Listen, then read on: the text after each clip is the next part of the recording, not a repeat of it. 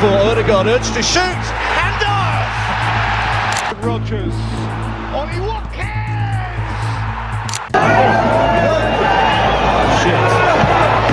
Halfway into the season, and the Premier League has refused to separate itself. At the top, 3 teams are locked inside the same margin, and none of them got there by accident. One side has conceded just 11 goals all season, suffocating opponents through control and structure. Another has scored 43 goals, the most in the league, winning games even when rhythm disappears. And the third, they've scored 29 goals from just 19.7 expected goals, turning efficiency into belief into momentum. This evening, very happy and very thankful for the supporters. We need them, and they are with us, and of course transmitting the energy, and we are here as well trying to play for them. This isn't a title race built on dominance, it's built on pressure. The game on Saturday was a little bit, did we just forget about the obvious? Pep Guardiola, if he loses a title, he'll win it back. He wins titles nearly every single year he's coached. Every week, the numbers tighten. Arsenal lead with control, territory, and the league's best defensive record. Manchester City trail closely, with the most shots, the most goals, and the deepest memory of how to finish strong. Today it's a big win. When we come here, you know the game is the one. And today I'm proud of the team because this game is very complicated to win. I'm very proud. Aston Villa refused to go away, winning differently, disrupting patterns and proving they belong in the conversation. But when you think as well the start they had, first 5 games they had 3 points and 1 goal they scored. If you'd have said that they'd be in this position right now, you'd never have believed it. But it just shows you it's a great team effort. There is no safety net this time, no runaway favorite, no room for emotional collapse. Because in a race this close, 1 bad half, 1 mistimed press, 1 set piece lapse, 1 injury can rewrite the entire season. This isn't just competitive, it's volatile. This is the deadliest title race in years, and the only question left is simple: who is going to win it? Let's be honest, when Aston Villa were never supposed to be here. Not in December, not in a title race that includes Arsenal's control machine and Manchester City's serial winners. And yet, every week, Villa keep turning up, taking points, and forcing the league to adjust around them. This isn't noise anymore. This is form with intent. Through 18 games, Aston Villa have scored 29 goals and conceded 19. On the surface, those numbers don't scream title contender, but look closer, and the story sharpens. Villa's expected goals sit at just 19.71, meaning they're massively overperforming their chances. That isn't randomness over this many games. That's conviction, execution, and a clear idea of how to hurt teams. And here's the most important detail: Villa are doing this without dominating the ball. They've completed 7,705 passes, comfortably the lowest of the 3 contenders. They've touched the ball in the opposition box 410 times, again the lowest. This is not a team trying to control territory for 90 minutes. This is a team waiting for you to make a mistake, and then punishing it without hesitation. That identity didn't appear by accident. The early part of the season didn't feel like a miracle run. It felt deliberate. Villa weren't blowing teams away with volume. They were beating them with timing. 1 goal, 2 moments, game closed. Then the wins started stacking. Then the confidence followed. Then came the results that changed perception. Villa didn't just beat mid-table sides. They beat Chelsea. They beat Manchester United. And most importantly, they beat Arsenal, handing the league leaders a reminder that structure alone doesn't guarantee safety. That win wasn't chaos. It was a plan executed late when pressure was highest. The kind of moment that tells a dressing room, we belong here. Under Unai Emery, Villa's football is brutally honest. They are not trying to win every phase. They are trying to win the right phases. Defensively, Villa sit compact and patient. They allow circulation. They invite passes into areas where their midfield can collapse space. That's why you see 104 interceptions and a league-high 75 blocks. They're not stretching themselves unnecessarily. They're absorbing pressure and stepping in at the last second. Physically, they're prepared to fight. 861 duels won tells you this is not a soft side. They don't need to foul constantly to disrupt rhythm, but they're willing to engage, especially in midfield transitions where games are decided in seconds. And when the ball's won, that's where Villa become dangerous. They've attempted 803 long passes, completing 45% of them. Not hopeful punts, but early vertical balls designed to catch defensive lines before they reset. Villa don't recycle, they accelerate. That's why they don't need many shots. 160 shots, 80 on target, fewer than Arsenal and City. Yet the goals keep coming. When Villa shoot, it's usually because the defense is already compromised. The first strength is efficiency.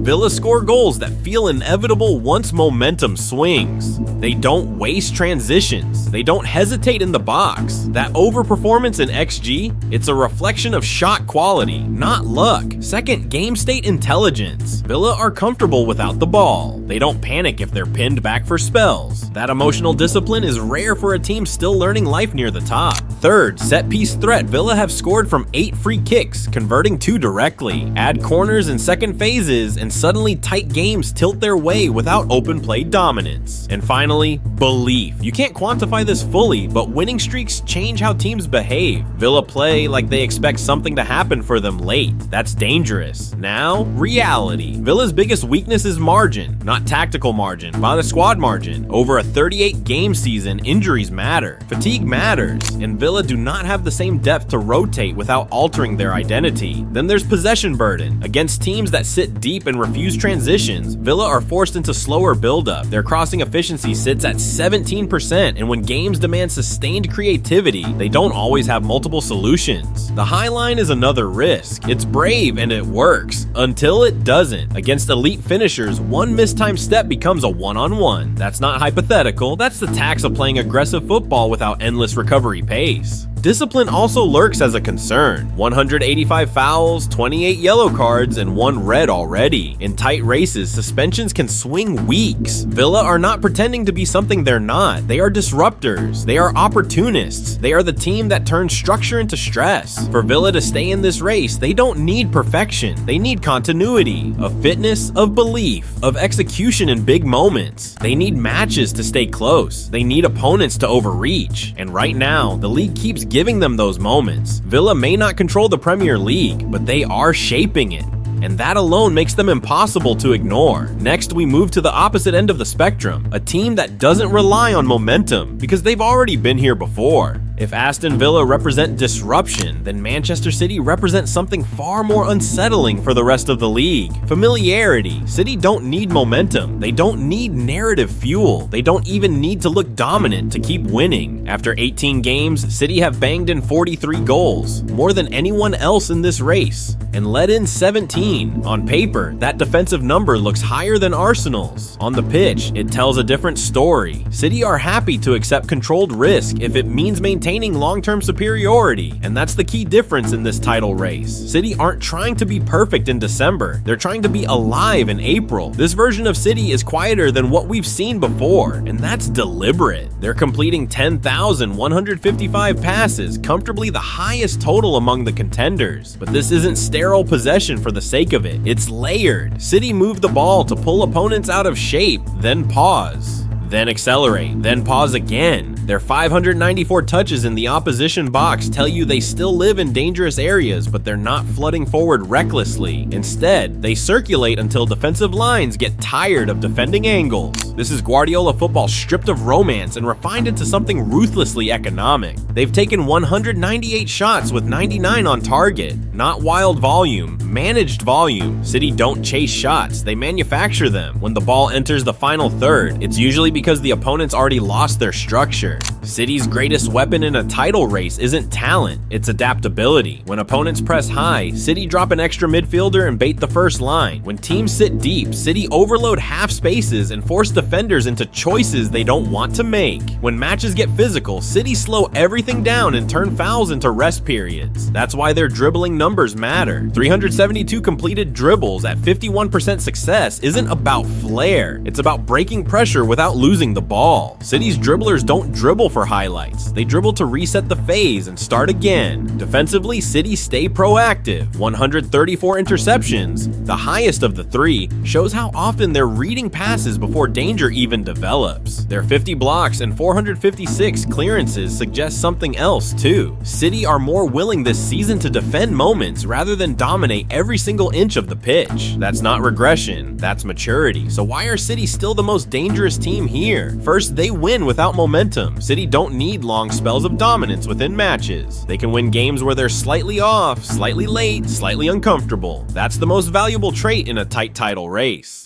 Second, depth without losing identity. Rotation doesn't collapse City's structure. Changes adjust roles, not principles. That lets them manage workload across competitions without sacrificing league rhythm. Third, mid-game solutions. City are rarely out of answers. They can add control, remove control, push numbers forward, or lock games down, all without dramatic tactical reshuffles. That adaptability is lethal over 38 games. Fourth, experience under pressure. City have lived through races tighter than this. They know how to pace themselves emotionally. They don't chase narratives, they chase points. But even City have cracks. This season, they're not untouchable in transition. They've conceded 17 goals, and plenty of those come from moments when possession is lost high and recovery positioning isn't quite right. Against teams with serious vertical speed, the Villas of the league, City can get exposed if their rest defense is misaligned. There's also a subtle intensity issue early in matches. City sometimes let games stay open longer than necessary, particularly against teams they expect to wear down eventually. That's why their fouls are up to 179 and they've picked up 30 yellow cards. They're stopping breaks rather than preventing them structurally. And then there's reliance, not on one player, but on rhythm. When City lose tempo control, they don't immediately panic, but they do look human. The aura isn't automatic anymore. It has to be rebuilt each week. So what do City represent in this title race? They're the constant. While Arsenal are trying to control outcomes and Villa are trying to disrupt them, City are trying to outlast everyone. They don't need to lead the table right now. They just need to stay close enough for experience to matter later. This is a team that understands something crucial. Title races aren't won by statement wins. They're won by accumulation. And City are accumulating quietly, efficiently, and without any drama, which brings us to the final piece of this triangle. A team built not on adaptation or disruption, but on structure, precision, and control. Next, Arsenal. Arsenal are top of the table not because they surprise teams and not because they overwhelm them with individual brilliance, but because they slowly remove options. Space disappears, passing lanes close, time shrinks, matches start to feel smaller. After 18 games, Arsenal have scored 33 goals and conceded just 11, the best defensive record in this title race. That single number explains almost everything about who they are. This isn't a team gambling on chaos. This is a team betting on repeatability. Arsenal's statistical profile is the most balanced of the three contenders. They've generated 32.15 expected goals and scored 33, almost perfectly matching output to process. No wild overperformance, no reliance on finishing streaks, just steady pressure turning into goals. Defensively, the numbers are ruthless. 11 goals conceded, 0 red cards, 24 yellows. Discipline and structure holding firm under pressure. And then there's territory. Arsenal have completed 9,060 passes and recorded 625 touches in the opposition box, the highest total among the three teams. They don't just enter dangerous areas, they live there. Games are played closer to the opponent's goal because Arsenal refuse to retreat. That's not dominance for show, it's dominance by attrition.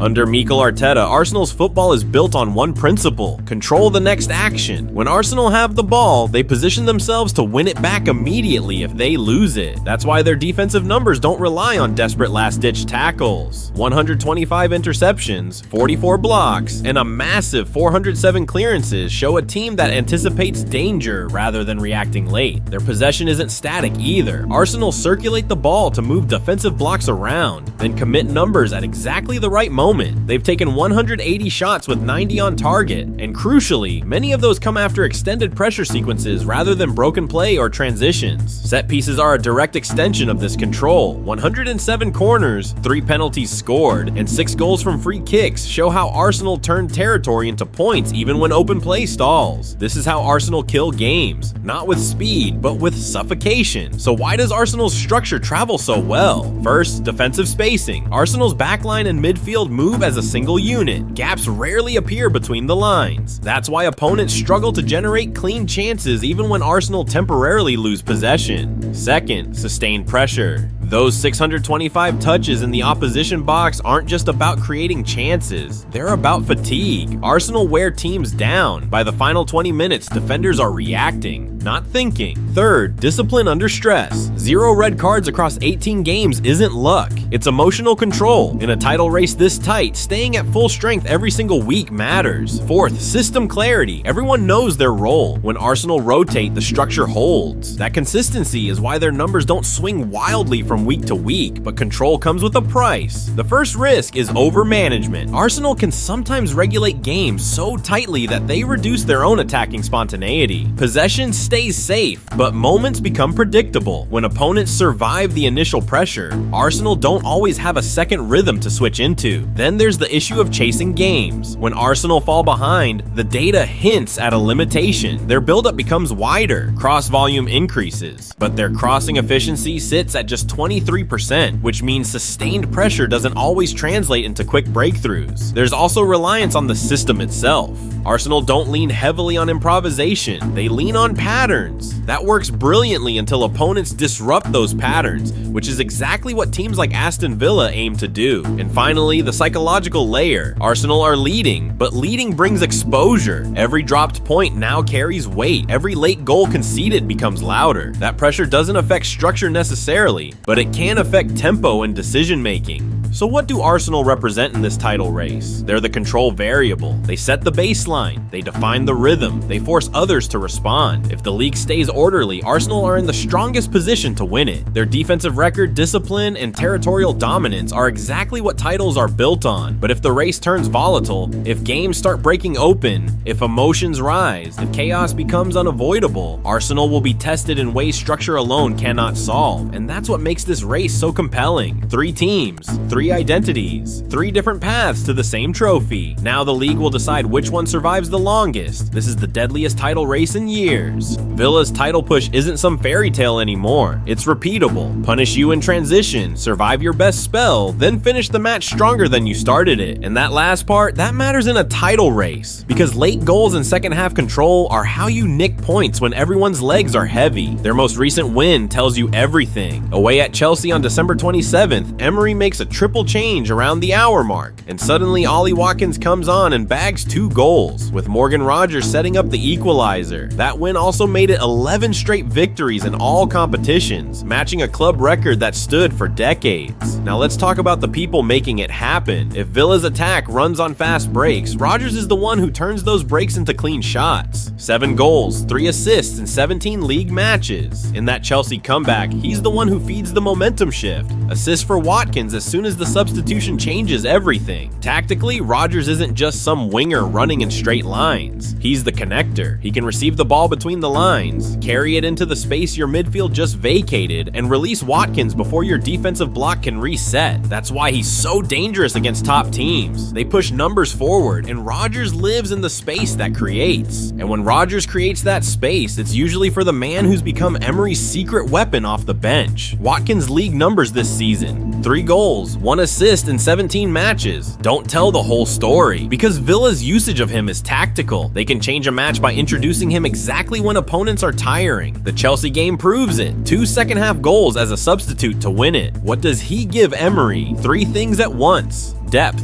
forcing defenders to turn and run, front post threat on crosses and corners like his winner at Chelsea, and the ability to turn a messy half into something direct and vertical. That matters because Villa's biggest weakness against elite teams is when they're forced to dominate possession. Watkins lets them avoid that trap by going over you instead of through you, but creating chances is only half the battle. Villa also needs someone who can win the ball back when things get scrappy, and that's where the Belgian comes in. 2 goals in 12 league matches, but Onana's value isn't in the stats. He was part of that Chelsea triple sub that flipped the game. He's not there to be elegant. He's there to win second balls, cover the space when Villa's fullbacks push high, and protect those high-risk moments when the defensive line is exposed. In a title race, that's massive. You don't always win by being brilliant. Sometimes you win by stopping the opponent's 5-minute storm before it becomes a goal. Of course, Villa's transition game is lethal, but when opponents sit deeper, Emery needs a different tool entirely. That's where craft matters more than speed. 4 goals, 2 assists so far from Buendia, with solid underlying numbers backing it up. He's the player who can create something when the counter isn't there. Quick combinations, disguised passes inside, set piece quality. In tight title races, those are the margins that turn 0-0s into 1-0s. Then there's the heartbeat of the whole operation, the one who sets the tone every single week.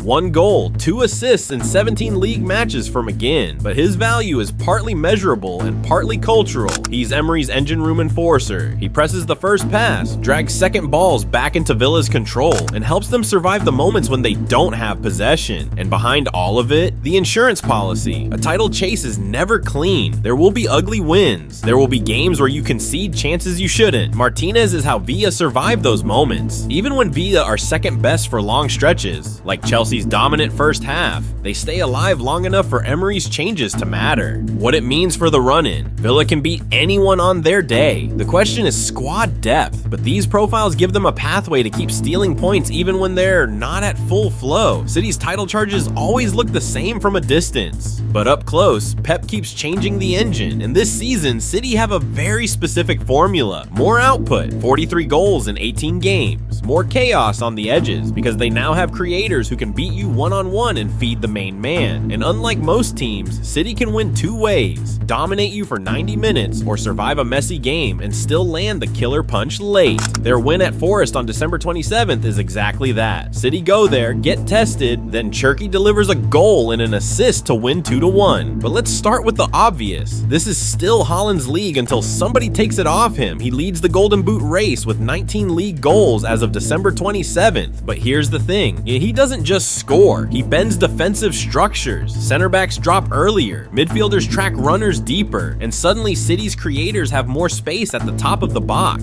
That's why City's bad games don't kill them. One moment, one cross, one cutback, it's a goal. And feeding him those moments, that's where the new addition comes in. The biggest profile change in City's attacking setup this season. A playmaker who creates at volume but also finishes when it matters. Against Forest on December 27th, Cherki posts a goal and an assist to win it late. The Premier League even highlighted him moving level at the top of the assist chart. He gives City something they don't always have: improvisation inside structure. When opponents defend perfectly for 70 minutes, the title often goes to the team with one player who can create a shot anyway. That's his role. But City's threat doesn't stop there. When they win titles, they usually have one forward winning the Golden Boot race, and one midfielder or winger quietly giving you 15 to 20 goal contributions. Foden is trending into that second category again. 7 league goals as of December 27th, and tactically he's Pep's glue between the lines. He arrives late, finishes cutbacks, and he's the runner you lose when all eyes are on the Norwegian. Out wide, there's another problem for defenders to solve. 1 goal, 4 assists, and 15 league matches for Doku, plus extremely high creation volume. His value is simple. He forces defenders into emergency mode. He widens the pitch. He's how City stop low blocks from shrinking the game. If you double him, you open a half space. If you don't, he beats you and cuts it back.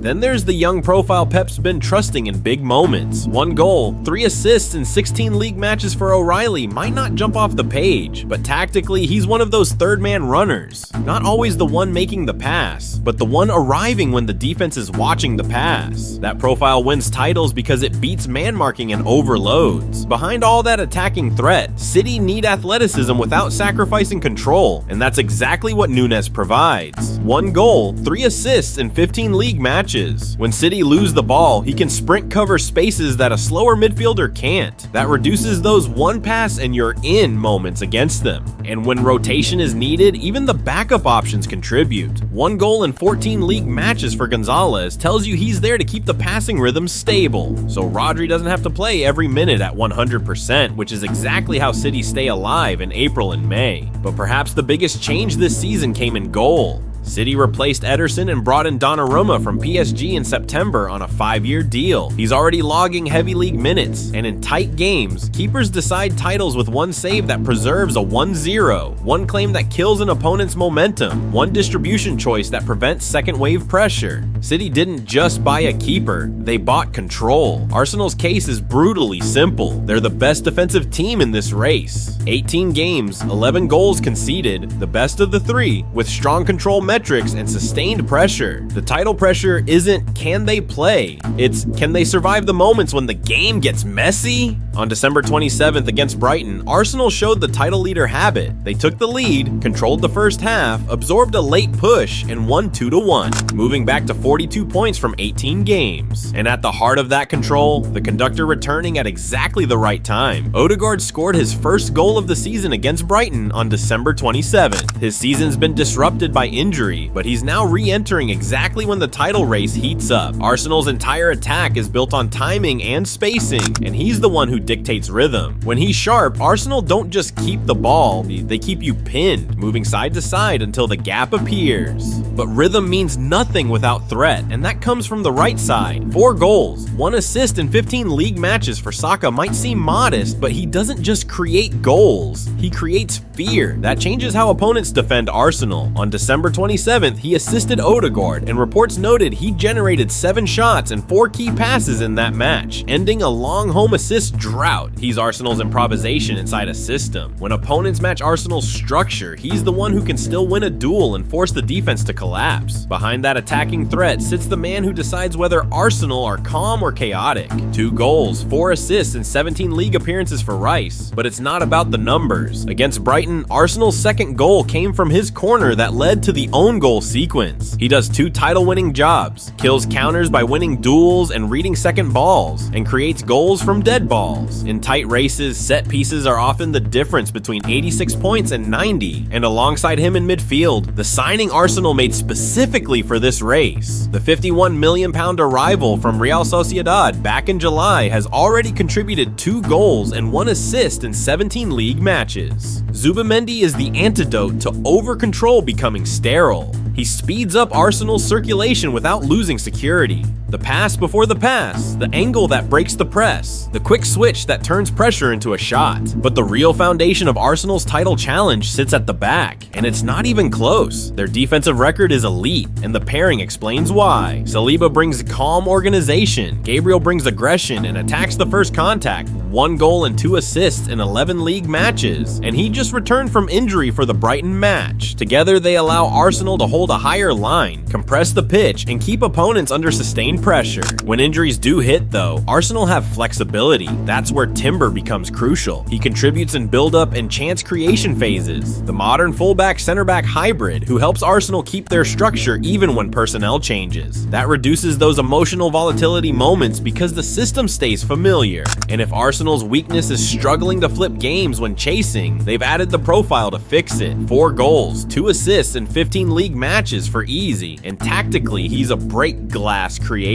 Receive on the half turn, carry through midfield pressure, draw fouls, win territory, create shots without needing perfect structure. In title run-ins, that profile is gold, because not every game will let Arsenal play chess. Finally, behind everything, there's the quiet stat nobody celebrates. Raya leads the league with 9 clean sheets this season, and the keeper's ability to preserve narrow leads is literally points. Against Brighton, there was a crucial late save to secure the win. That's what title keepers do. 1 moment, 3 points. 3 teams, 3 points separating them. 18 games gone, and there's nowhere left to hide. This isn't about who looks best right now, it's about who lasts. This is the deadliest title race in years, and only one team will still be standing at the end.